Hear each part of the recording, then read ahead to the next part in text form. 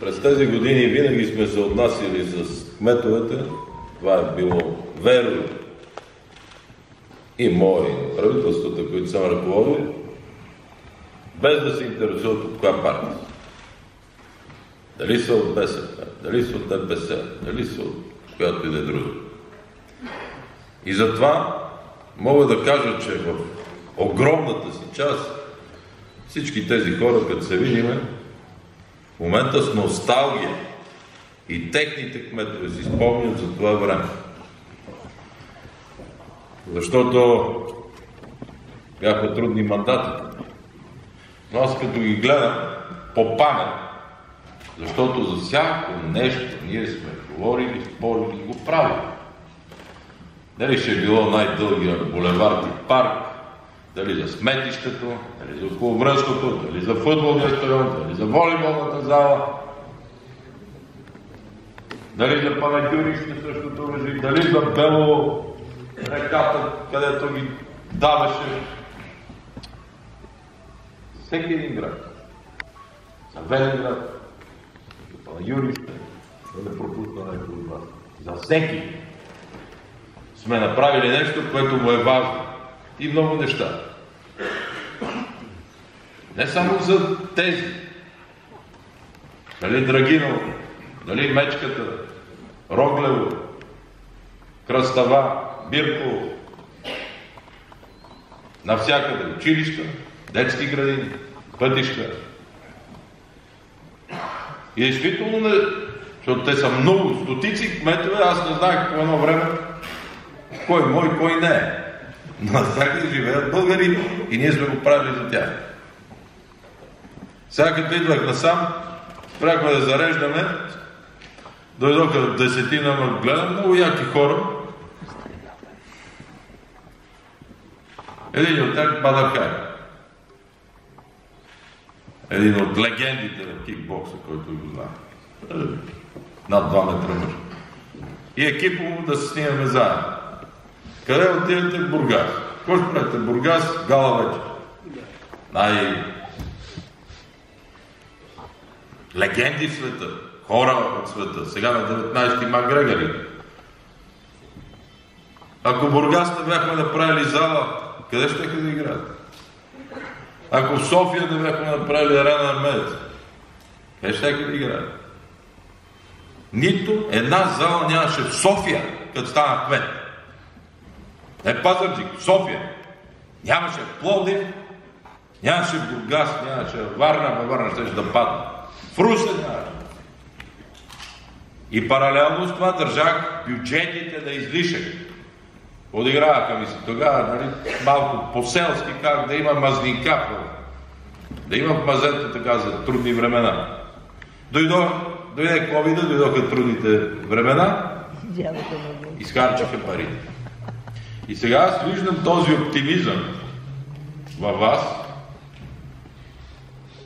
но той не може да бъде подхранен от мен. Финансите на държавата са в трагично състояние.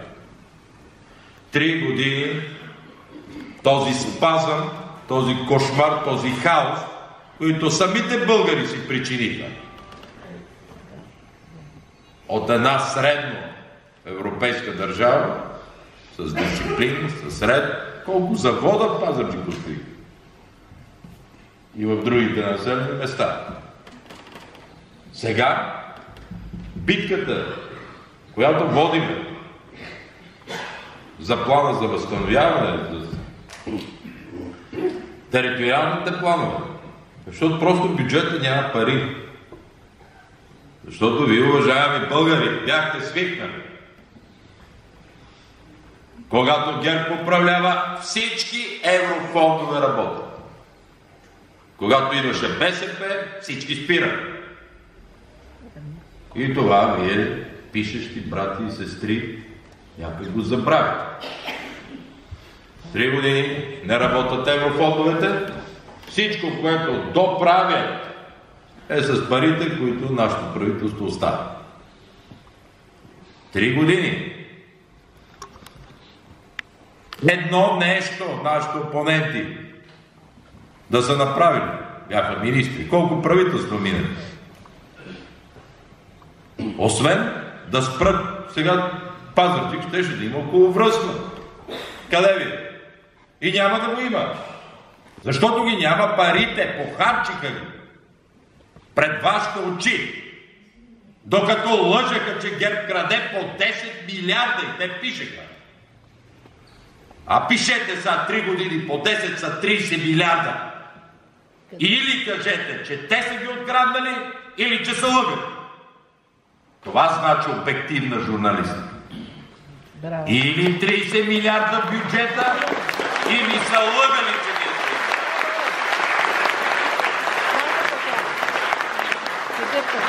са. Това значи обективна журналистика. Нищо друго не значи. Браво. После се усетиха, почнаха викат, не, по 8 милиарда крадеха ГЕРБ на година.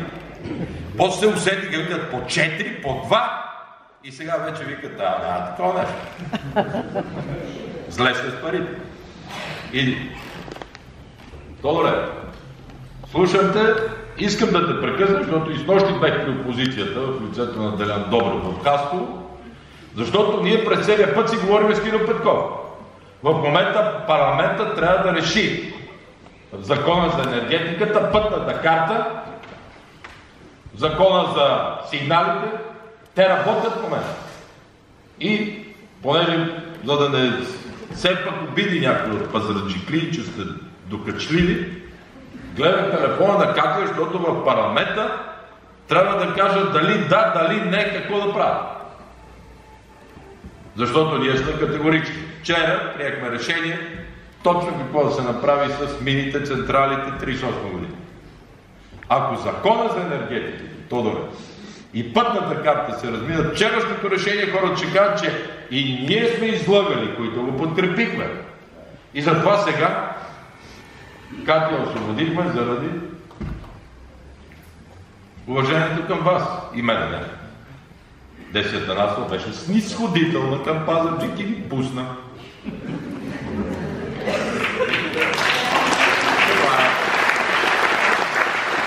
Искам да се обърна пак към обективните, пишещи и предаващи.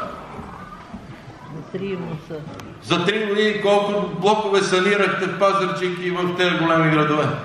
Около Пазарджик. И да ме гледат и това е положение. Колко? 0. Най-добрата социална политика, правена в България, беше санирана. Защото идва някой, държавата случва, оправят и апартамента, оправят и сградата, оправят по-красива, по-енергоефективна, по-скъпа, урбанизира градовете, стават по-красиви, удължава живота на панела. Работят само малки фирми строителни там, огромни работни места и най-добрият контрол на бабите и жените в ходовете. Ходят по майсторите и викат тук, това да е. Нали те? И какво става? Къде ви е саниране? Няма да има повече саниране. Затова сме си виновни всички българи. Ще гледате по родените блокове и си спомняте. Тогава се питате, какво направихме ние преди 3 години? Какво си причинихме ние? Защо с ПМС да работят? Родопите. Има ли по-геостратегическа планина за България от Родопите? Там, където строях училища, детски градини, до джамиите, пътища. И хората ме срещаха с любов. Защото тези хора живеят там. Села 100% мюсюлмани. Аз съм християн. Вярвам. Те са мои брати, ги виждате. И направихме за Родопите толкова много. 500 милиона всяка година слагах там. И не само в този регион. Мога ви кажа за Света Петка, за Лендарово, за Подред, за всяко село. Къде до къде съм го правил? Жените ме чакаха, аз мисля, протест ми правят. Те ме чакат да ме заведат, да направим и до джамията пътя. Направих. И какво стана, бе?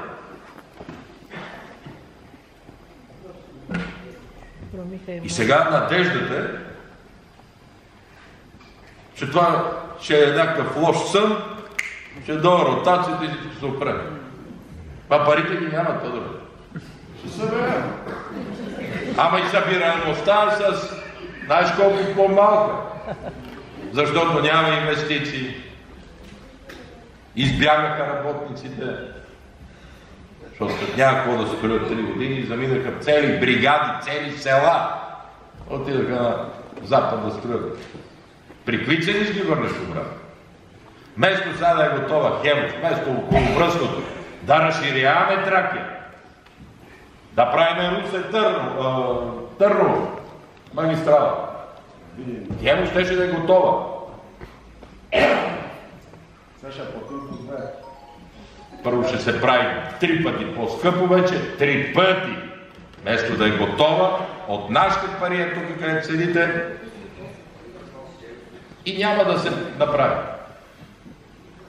Разбирате ли, аз сега отивам на кампания без никакъв оптимизъм. Защото знаем какво е в парламента, знам какви са ни възможностите, знам какво желаят хората. Единственото, което моля, поне да направите от градовете си това, което направихте от държавата. И това трябва да казвате на съседи, на приятели.